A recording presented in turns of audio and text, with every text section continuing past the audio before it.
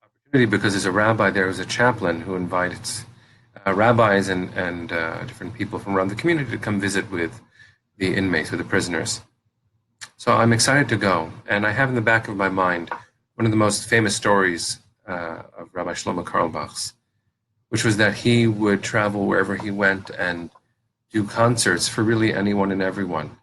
And there was a time that he went to a prison, but only on the condition that everyone who was there would be invited.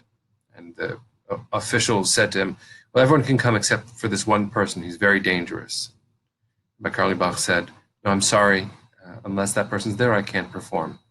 So they did bring the person, he did the performance, and then as was his way, he hugged everyone, he held everyone.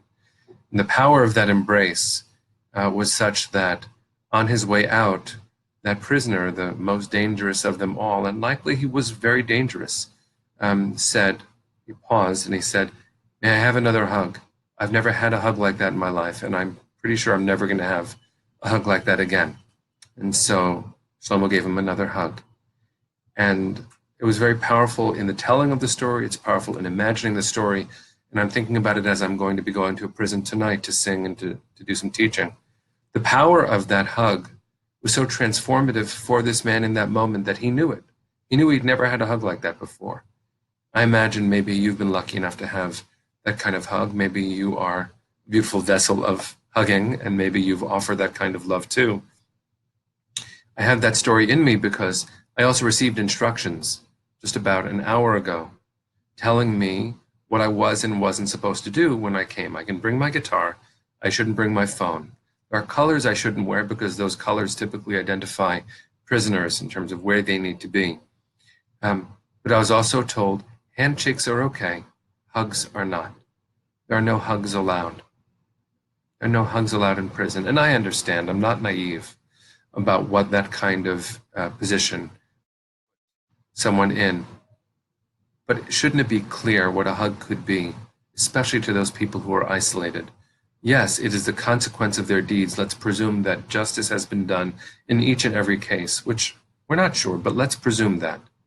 Even if justice has been done, that means there can't be love, there can't be comfort, there can't be healing, there can't be a hug.